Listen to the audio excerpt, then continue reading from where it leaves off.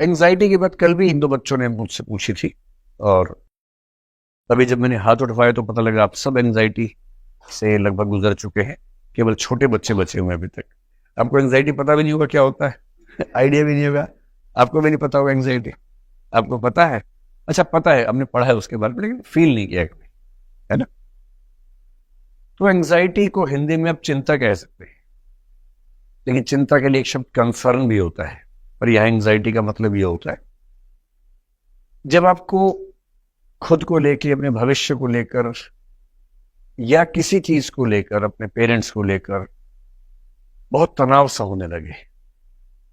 तनाव तो सबको होता है, हल्का फुल्का, सामान्य बात है। आपको दिन में 2-4 मिनट तनाव हुआ, फिर आपका मूड ठीक हो गया, किसी ने आके हंसाया, आप हंस पड़े, ठीक हो गया, वो नॉर्मल बात है, सामान्य बात है। अगर किसी को कभी तनाव नहीं हो रहा तो ये तनाव की बात है। तो अगर आप थोड़ा बहुत तनाव होता है तो समझ लो आप एकदम फिट हैं, मेंटली फिट हैं, साइकोलॉजिकली फिट हैं। थोड़ी बहुत चिंता रहे तो जिंदगी में गति रहती है। चिंता अगर ना हो ना तो जिंदगी में मजा ही नहीं है। जिंदगी में मजा, जिसको बोलते हैं आपकी जेन जी की भाषा बोलते हैं, किक नहीं है, किक लाइफ में। तो किसी के पास जाओ, किक लगवा के आ जाओ, उसमें क्या दिक्कत है? तो जिंदगी में किक अगर नहीं मिल रही है, इसका मतलब है कि चिंता नहीं है, कुछ स्ट्रगल है ही नहीं। थोड़ी बहुत स्ट्रगल्स होती हैं, चिंताएं होती हैं, तो उसका अपना सुख है, सौंदर्य है। लेकिन जब इस चिंता का अनुपात बढ़ने लगे, और ऐसा बढ़ने लगे कि आपको रात दिन तनाव सता रहा है, केवल नेगेटिव थॉट्स आ रहे हैं, पॉजिटिव वाले बंद हो गए। यह अनुपात इतना भयानक है कि 95% नेगेटिव थॉट्स आ रहे हैं, पॉजिटिव 5% आते हैं। और रॉकेट की स्पीड से नेगेटिव थॉट्स आते हैं, इतनी तेज गति से आते हैं। दिल की धड़कनें तेज हो जाती हैं, हार्ट बीट तेज हो जाती है। और कभी कभी ऐसा लगता है कि अगर सोना चाह रहे, नींद आ ही नहीं रही है, बेचैनी बहुत ज्यादा है। और कभी कभी ऐसा कि आपके हाथ में, पैर में नमनेस होने लगे, हाथ पैर सुन्न होने लगे, या हाथ पैर में वाइब्रेशन जैसी फील होने लगे, सिर भारी रहने लगे। और ये लगातार, ऐसा नहीं कि एक दिन हुआ, बार बार होने लगा। तो इसका मतलब है कि अब आप जिस स्थिति में हैं उसको एंजाइटी कहते हैं। मेडिकल साइंस में एंजाइटी के कुछ कुछ ये लक्षण माने जाते हैं। आप एंग्शियस हैं, और एंजाइटी समय रहते ठीक न हो, स्पेशली अगर 2 सप्ताह तक लगातार चल जाए इसी लेवल पर, तो खतरा होता है कि आप डिप्रेशन की तरफ जा रहे हैं। और डिप्रेशन इतनी बुरी अवस्था है कि भगवान करे किसी के दुश्मन की भी ना आए। हमारे दोस्तों की तो ना ही आए, दुश्मन को भी इतना बड़ा श्राप मत देना कि डिप्रेशन में चला जाए।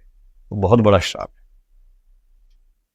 डिप्रेशन का मतलब है कि आप हिल ही नहीं रहे, उठ ही नहीं रहे, लेटे हैं तो लेटे ही, ना खाने का मन कर रहा है या बहुत ज्यादा खाने का मन कर रहा है। दोनों में से एक से भी हो सकता है।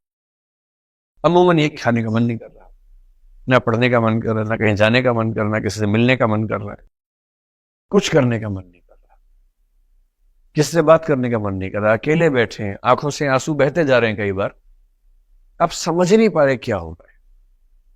और आपके आसपास जो ज्ञानी लोग हैं वो क्या कह रहे हैं, अरे ये सब कुछ नहीं होता डिप्रेशन पर, कुछ नहीं होता, चल हमारे साथ। ये बहुत ही हल्का आदमी है, इसको पता नहीं डिप्रेशन क्या होता है। डिप्रेशन बहुत गंभीर रोग का नाम है।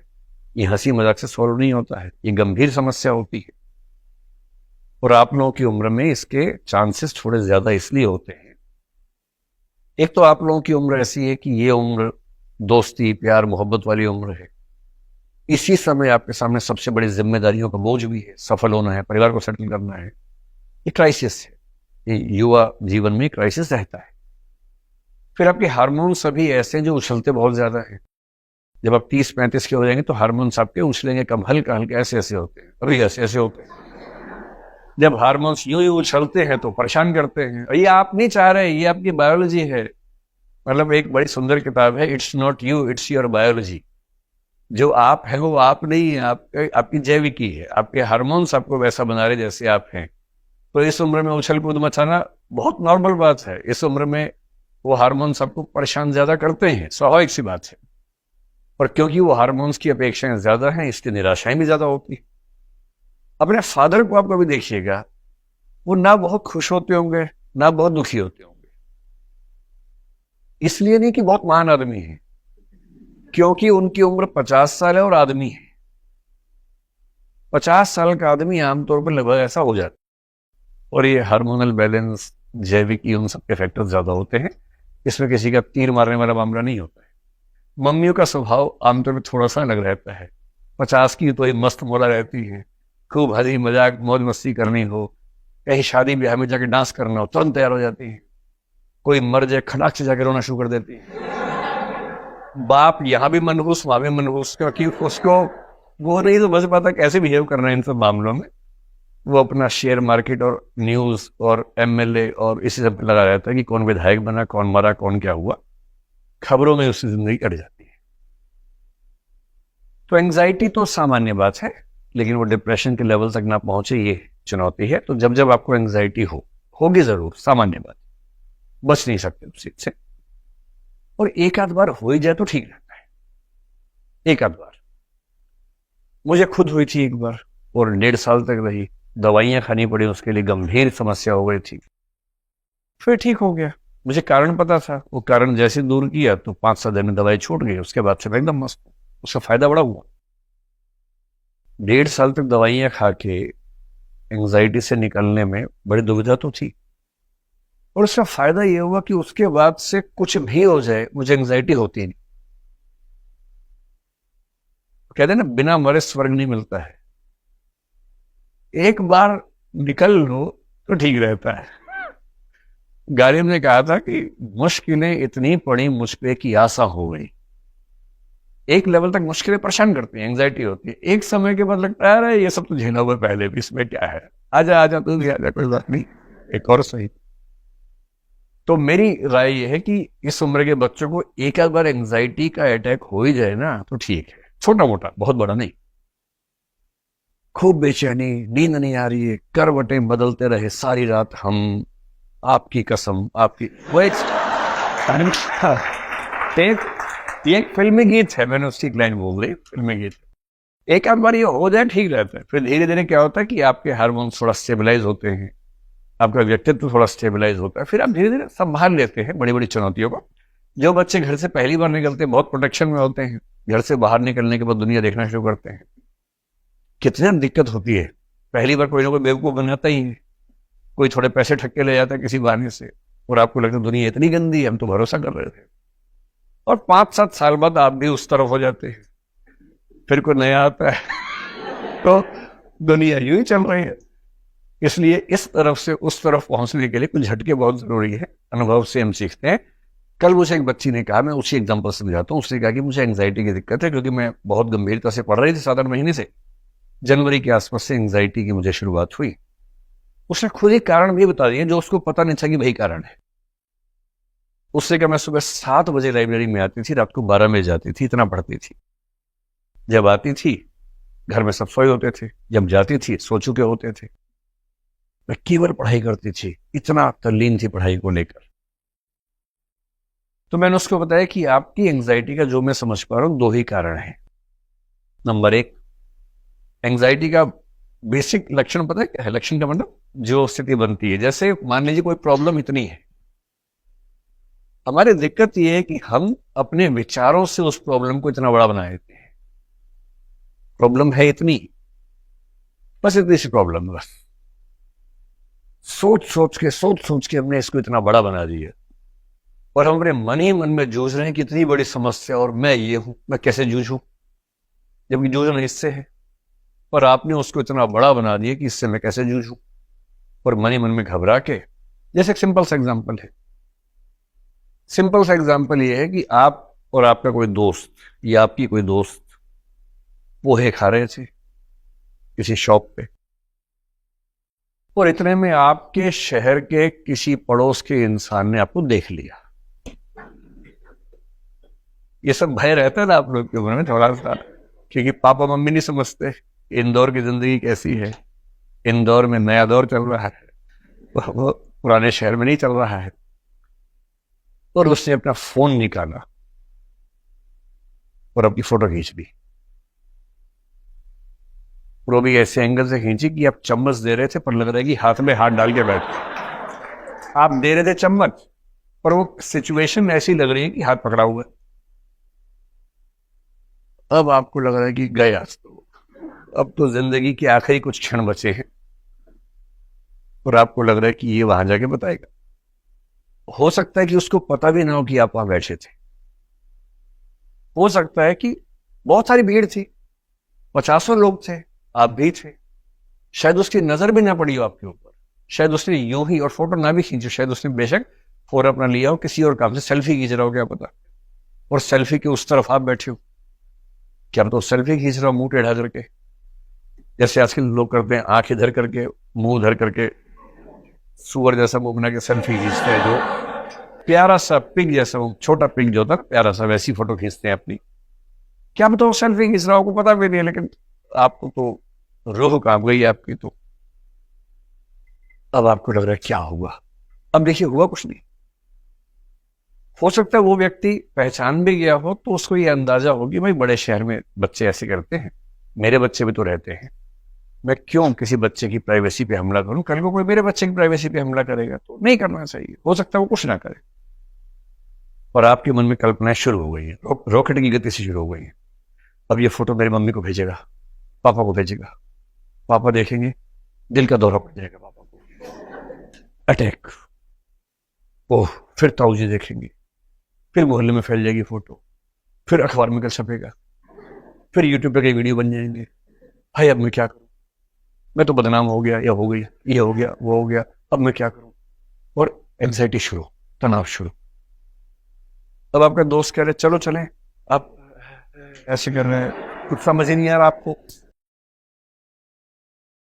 और अगले 2-3 दिन तक आप एंजाइटी से भरे हैं, कुछ हुआ ही नहीं। 3 दिन बाद आपको होश आया, कुछ नहीं हुआ, कुछ नहीं हुआ। ओह, बाल बाल बच गए। दिक्कत जो थी उसको इतने गुना आपने मन में बढ़ा लिया कि आप उसी से जूझ रहे हैं। और कल जो बच्चे थे उसने क्या किया, 2023 में जो यूपीएससी का प्रीलिम्स आया, इस बार बहुत लोगों को एंजाइटी हो रही। 2023 में जो प्रीलिम्स का पेपर आया, आज तक का सबसे मुश्किल पेपर था वो। सी सेट का तो था ही, जीएस का भी ऐसा था कि कट ऑफ पहली बार 75 आई है जनरल कैटेगरी में, जबकि पिछली बार 86 थी 200 में, इस बार 75 है। आज तक इतनी कम कट ऑफ नहीं आई, क्योंकि पेपर टफ था, सिंपल सी बात। अब 200 में से 75, यानी जिसने 100 में से 38 सवाल ठीक किए उसका प्रीलिम्स हो गया जनरल में। एससी एसटी में और नीचे है, ओबीसी का ऑलमोस्ट इक्वल है, एससी एसटी ईडब्ल्यूएस का और नीचे है, काफी नीचे तक भी गया है। अब आपको 100 में से 38 सवाल करने, 10 में से 4 सवाल ठीक आने चाहिए बेसिकली। लेकिन आप जब पढ़ रहे हैं, फिर क्वेश्चन सॉल्व कर रहे हैं पिछले साल के, जैसे 10 में से 4 हो रहे हैं, आपको चिंता कि 6 नहीं हो रहे हैं। बस आपको ये नहीं पता कि 4 होने पर प्रीलिम्स हो जाता है, और आपने चिंता इतनी बढ़ा ली कि अरे टॉपिक पढ़ लिया फिर भी नहीं हो रहे। आप समझ ही नहीं रहे कि यूपीएससी का तरीका क्या है सवाल पूछने का। तो एंजाइटी का सिंपल कारण पहला होता है कि जो समस्या है उसको बहुत बढ़ा चढ़ा के अपने मन में बैठा लेते, उससे जूझते रहना। और दूसरी और सबसे खास वजह यह है, किसी ऐसे व्यक्ति का आसपास न होना जिससे बात करके एंजाइटी कम हो जाए या ठीक हो जाए। वो आसपास आमतौर पर दोस्त होते हैं, दोस्त से अच्छा कोई साथी इस मामले में नहीं होता है। पेरेंट्स तो एंजाइटी कई बार दे रहे होते हैं, तो उनसे अब कैसे एंजाइटी खत्म करेंगे। किसी किसी को अच्छे ऐसे पेरेंट्स मिलते हैं, स्पेशली ऐसी मम्मियां मिल जाती हैं जो एंजाइटी खत्म कर देती है। पर कई घरों में क्या होता है, आप लोगों की उम्र में पेरेंट्स एंजाइटी का सोर्स हैं, तो आप उनसे कैसे डिस्कस करेंगे। वो तो जैसे उनसे बात करेंगे, पापा एग्जाम पास है, घबराहट हो रही है, पापा बोलेंगे 2 साल से पाल रहा हूं तुझे, इतने में बैल पाला होता ना अब तक ठीक ठाक मिल जाता। अब आप सोच रहे हैं कि अरे यार किसको मैं बता रहा हूँ एंजाइटी हो रही है, जिसको एंजाइटी का मतलब नहीं पता, वो आपको लगता है ये तो ठीक सोर्स नहीं है, ये तो और बढ़ा दी एंजाइटी, 1.5 गुना करके भेजी है।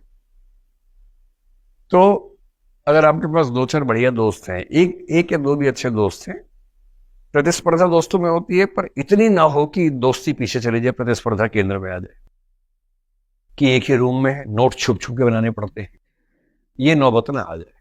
नोट्स बनाओ धूमधाम से कि इसके मैं बना रहा हूं, इसके तो बना ले, बांट लेंगे आपस में, बात खत्म।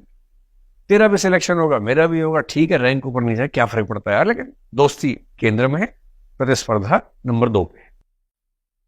अगर ऐसे 2-3 दोस्त हो ना, दिन में आधा घंटा 1 घंटा गप मारिए, शुद्ध गप मारिए, कोई पढ़ाई की बात, प्योर गप एकदम, उसे पढ़ाई का जरा छौक भी नहीं लगाना है, एकदम गप मारनी है। अपना पोहे खाओ, गप मारो एकदम मस्ती से, और जितनी भड़ास मन में निकाल लो कि अरे यार आज मैंने पापा को फोन किया कि एंजाइटी है, और 2 गुना करके भेज दिया। बोले हमारे घर में भी है यार, ये बाप नाम का प्राणी होता ही ऐसा है, इनसे जितना बचो उतना बढ़िया, इनसे महीने में सिर्फ उस दिन बात करो जिस दिन पैसे मंगवाने होंगे। ये बाप नहीं, ये एटीएम होता है। पासवर्ड आपको पता है, पासवर्ड क्या है? पापा बहुत घबराहट हो रही है, पैसे आ जाते हैं। इससे ज्यादा ना वो दे पाएगा, ना उससे उम्मीद करो, और कुछ और मांगोगे तो धमकी आएगी, चेतावनी आएगी, छोड़ो। वो ठीक भी है, आमतौर पर पिता लोग बच्चे को थोड़ा तनाव में रखते हैं ताकि बच्चा ढीला ना पड़ जाए। मम्मी अनकंडीशनल प्यार करती हैं ताकि बच्चा घबरा ना जाए। तो बाप और माँ ने बांट रखा है अपना अपना काम। बायोलॉजी ने बांट रखा है कि मम्मी प्रायः अनकंडीशनल लव बच्चों से करती हैं, बच्चों से, पति से नहीं, सिर्फ बच्चों से अनकंडीशनल लव करती है। और बाप जो होता है वो कंडीशनल लव करता है कि बेटा प्रीलिम्स निकाल लो, साइकिल दिलवा दूंगा, मेंस निकाल लो, बाइक दिलवा दूंगा, फाइनल कर लो, कार दिलवा दूंगा। और बेटा अगर नहीं हुआ तो, प्रीलिम्स नहीं हुआ तो साइकिल नहीं रिक्शा, मेंस नहीं हुआ तो बाइक नहीं ऑटो, और इंटरव्यू नहीं हुआ तो कार नहीं टैक्सी। दिलवाऊंगा तब भी, लेकिन तब सीधे सीधे स्टार्टअप तुम्हारा शुरू करवाएंगे, रिक्शा का स्टार्टअप। तो बाप ऐसे करता है, कंडीशनल लव करता है। माँ मस्त रहती है, मम्मी अगर प्रीलिम्स नहीं हुआ तो क्या हुआ, मेरा बेटा है तो आजा बच्चे, आजा बेचा, राजा बेटा, राजा बेटा, राजा बेटा। रिक्शा चला रहे पर राजा बेटा है, राजा राजा होता है, माँ की नजर में तो राजा ही है। तो भाई अपने आसपास एक ऐसा व्यक्ति या 2 ऐसे व्यक्ति रखिए जो अनकंडीशनल फ्रेंड्स आपके हों, दोस्त हों, शानदार दोस्त हों। कल वो बच्ची बोले सर वही तो नहीं है, मैंने कहा वो मैं तो नहीं बनवा सकता भाई, है ना, वो तो आपकी उम्र के, आपके आसपास के बच्चे ही होंगे। अपने आसपास देखो, कोई ना कोई दोस्त बनेगा, बड़ा मस्त होके घूमो फिरो, किताबों से बाहर निकलो। और यहाँ तो हर चौथी शॉप खाने पीने की है, घुस जाओ किसी शॉप के अंदर, दोस्त बन जाएंगे। उससे एंजाइटी कंट्रोल में रहेगी, और एंजाइटी सच में सीरियस प्रॉब्लम है, आप लोगों को इससे बचना चाहिए।